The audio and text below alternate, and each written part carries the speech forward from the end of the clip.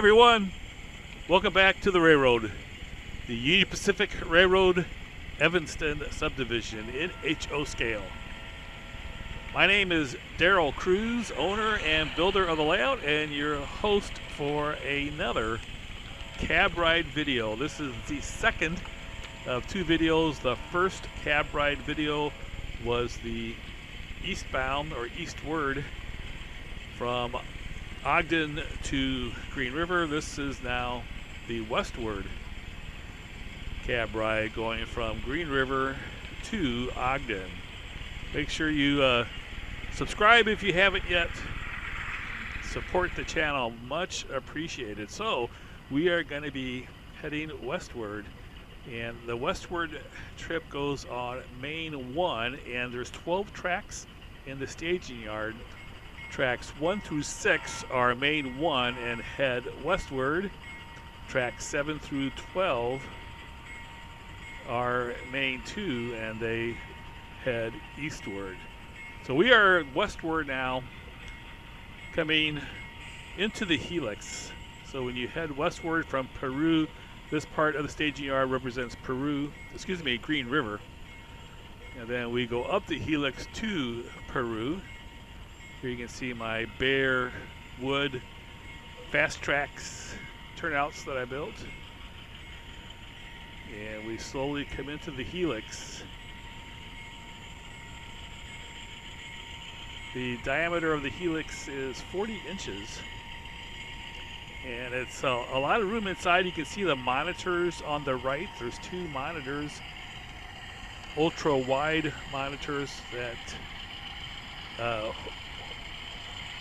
have the dispatcher's panel, and the dispatcher sits right there in the middle of the helix and dispatches the railroad. So we're gonna go 4 loops around, and it takes about 5 minutes to go all the way up the helix. I'm doing some editing here and cutting some of it out, so we're already on the second level, and now we transition to the third level. Going up the helix, we go on the outside main. Being on the outside, it has a little bit larger radius and therefore less of a grade and less pressure on the curve. Now we're on the fourth and final level. We're just starting it out. You can see the other main crosses over here. I think we just went by EO end of train device there.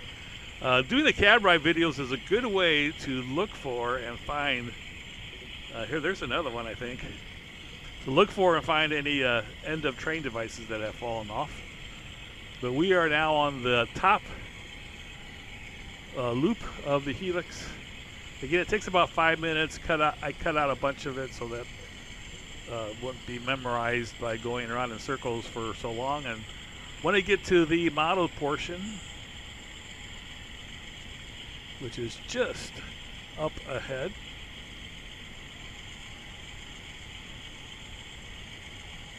again, we are westward on Main 2, and for a part of the journey we are right-hand running from here to Curvo.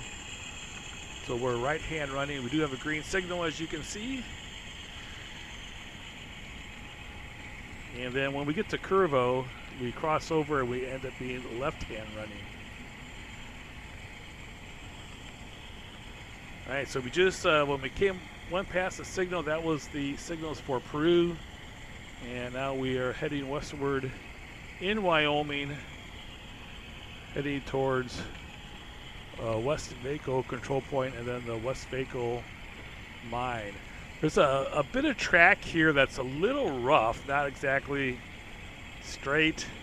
Had some shrinkage issues here where the curves that kind of buckled a bit, and so I had to do some work there to correct it out. And then this part here, I just didn't get it real straight. Now when you're operating the layout, you know, this is pretty much at eye level, so you never get a look down the main line like this. So it looks great from standing next to it. I really like the telephone lines. You can see the telephone lines great here also. A lot more visible than what you can see while operating the layout. This upper level is 10 inches wide for the most part. There's a couple places where it widens out. For the upper level, we do not take the peninsula, which is to the left there, that the lower level does. Instead, we continue along the base of the peninsula. This is the first crossover control point, West Vaco. And then we come to the last remaining portion of the layout that's not scenic. Still have time to straighten some of this track out before I ballast it. This is one area also where it gets a little bit wider. This is the West Vaco mine and processing plant. There's a 2-track empties in, loads out tracks, and then there's a loading track that goes through a flood loader, and then there's 3 storage track yard, and it does have its own industrial switcher here that's leased from FURX. It's an Atlas locomotive. So this area here and then the area below, which we'll see in a bit, that's the only place where I have not yet done any scenery. This part of the subdivision is Wyoming, and it's pretty dry, so you can see in the backdrops. And it's pretty flat. It's not, you can see the mountains in the distance, but where the main line is, it's not all that hilly, or not as many curves and so forth, at least on the prototype. And then we come back to the scenic area. This is Granger. We have another green signal. And if you watch closely, this locomotive just turned its ditch lights off and went to dim, being kind to us and not blinding us with the headlight.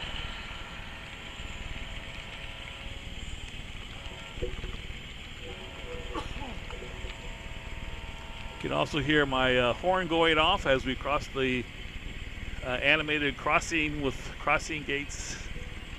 Put those in just a while back as we pass this auto rack train. It has a DPU at the end, a Kansas City Southern. The train on the right, by the way, is the Pocatello sub, which has a junction with the Evanston sub at Granger. You can see some scenery down below too at the lower level. We'll get to that in a bit. We get pretty close to some of the trees here, but we do have some trees in here to kind of hide the train, and then also to hide some seams in the backdrop. And definitely one to hide where the track ends here. I had one operator last week who didn't realize that it ended here and was going about 30 miles an hour on the Pocatello sub, and luckily I was there and caught him and let him know that he needs to stop pretty soon, and so there was no crash into the wall.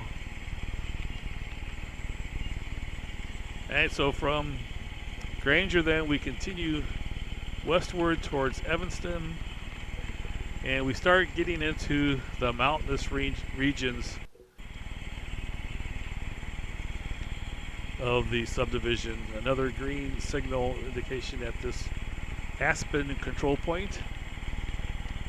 Just outside of Evanston, there are some pretty rugged mountains, and there's 2 tunnels, the Aspen Tunnel and the Ultimate Tunnel. On the prototype, they're not right next to each other like we have here, and they're about a mile long.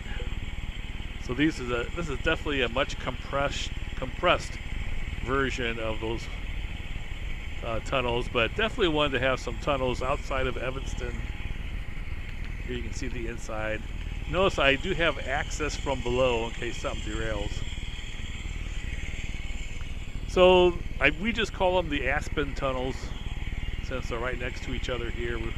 On the prototype again, it's the Aspen and Ultimate tunnels. You can't really get to them to take pictures. I did take my drone out there and got some good pictures from a distance, but it's on private property, and again the tunnels are very long. Alright, that's the end of the upper level, and then we are above the staging yard, which you can kind of see down below, and then this makes the transition as we go through this furnace room. We have a transition from the upper level to the lower level. That's a sign made by good friend Steve Dilling that he put together for the Geneva sub, my N-scale layout. Alright, so here we go past the furnace.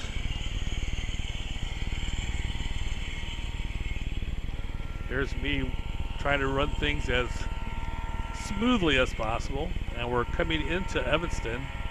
You have another animated crossing gates here. You see the gates are down, the lights are flashing, the horn is blowing.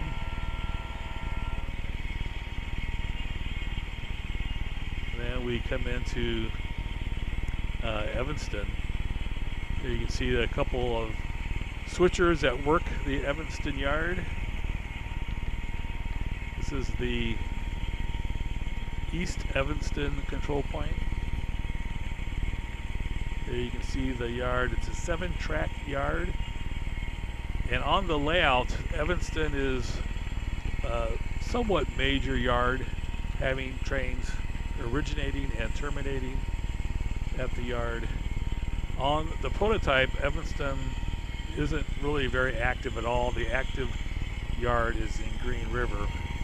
But for layout purposes, I switched that up a little bit so that Evanston is the operating yard. In addition to the locals that originate and terminate at the yard, we do have a couple of trains each day that stop at the yard to swap out cars. So there is quite a bit of activity and switching at Evanston. All the pictures on the backdrop here are actual photos taken in Evanston. Oh, he turned off his brights again. Thank you. As we pass a manifest train. The engine facilities are just to the left. You can kind of see them through the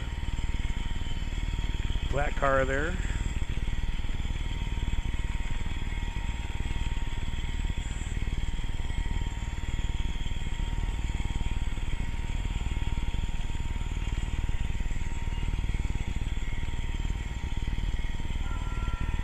Alright, now we're headed towards the outskirts of Evanston. In the distance you have the UTLX repair facility, which is just outside the yard and outside of Evanston. They repair tank trains there. There's a 3-track yard and then also 3 tracks that are in the facility itself. There's 7 different workstations that the UTLX operator has to put cars at, as well as setting cars in the yard to be picked up by a small local from the Evanston yard, and then just picking up those cars that were dropped off by the Evanston local.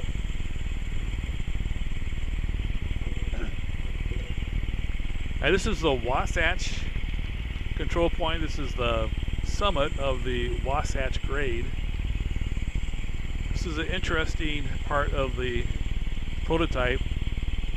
The line that we're on right now is the original main line. It was the first line that was constructed in 1869 as part of the Transcontinental Railroad. They finished this right before they completed the Transcontinental Railroad at Promontory Point in 1869. So they kind of built it in a hurry, and there's some pretty quite a few curves and a pretty tough grade at 1.7%. Now the UP still uses this for downgrade trains, which we are on right now, going through a tunnel.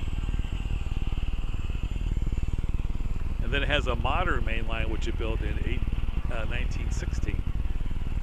That was has not as few has fewer curves and only a 1.14% grade. So we come out of this tunnel, we go across Kerrville. This is where the two lines cross over each other. So we are still on main track 1, but now we are left-hand running. And if you notice, I turned on the dynamic brakes. This is the 1.7% grade. So you can hear the dynamic brakes going on to slow our descent. You see a little trailer there between the main lines. There is actually on the prototype a trailer with a little bit of a yard and everything. I don't think anybody lives there still, but there was at one time. This is the Castle Rock area.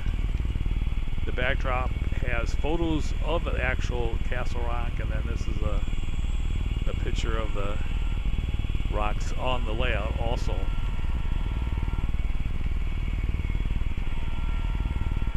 I still have a lot of work to do on the scenery. I've just been going around putting basic scenery in. Still have a lot of details, stuff like guardrails over bridges.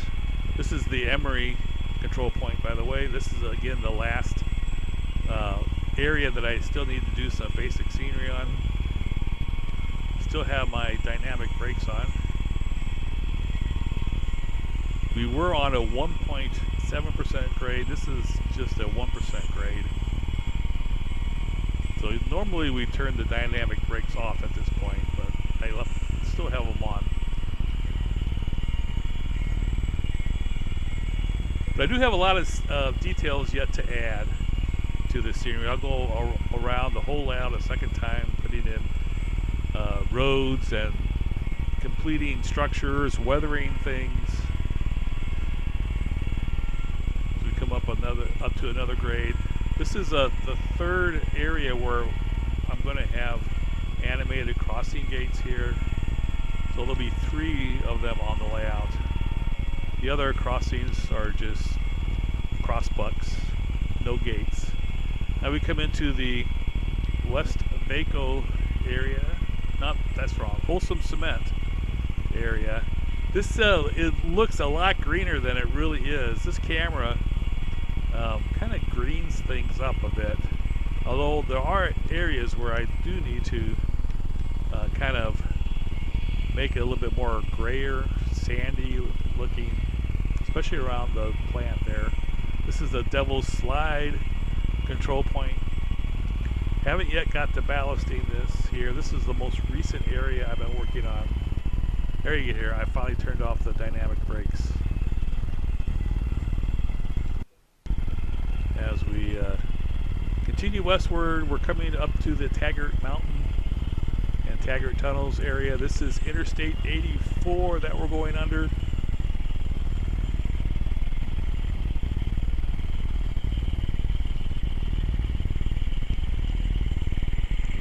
Crossing the Weber River for a second time as we meet a stack train. Go through a truss bridge. Those still need guardrails. And then we go through the Tagert Tunnels.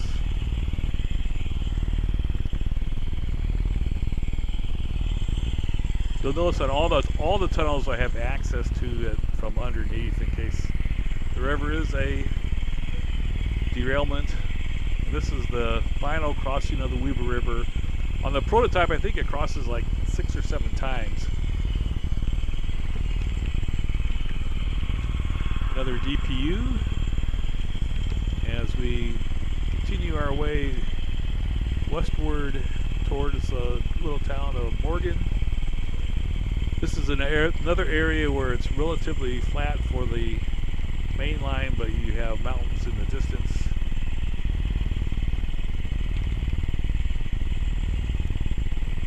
It is still like a 1% grade here, but it's does not have as much in the way of curves. Again, you can see still need to put in roads. There's going to be some structures here, more vehicles and stuff. So I've been going around the first time just getting basic scenery down, trying to get all the plywood covered up and ballasted, all the track ballasted. When I get all that done, then I'll go back again and put a lot of details on. This is the final control point, Morgan control point, as we head into the staging yard back into track 1, which is where we started.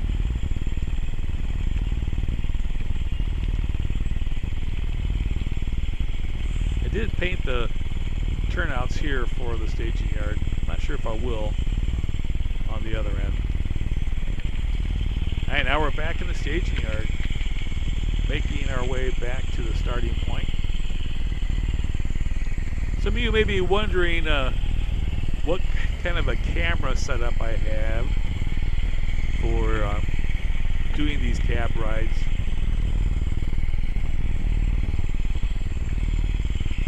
As we come to the end, I basically have this small camera I got about 5 or 6 years ago. It's a SQ23. And here you can see the setup. I just basically put it in a gondola. It's very small, fits very nicely on there. It has built-in Wi-Fi, so I can watch the video on my camera. I have this gondola because the scrap load there is pretty heavy, so it keeps it nice and steady. I made sure the screws on the trucks were tightened. That's a Athearn AC 4400 CW that I just got also. So that's what you see when you are watching these cab rides as we come to the end of the trip. Thanks so much for watching, everyone.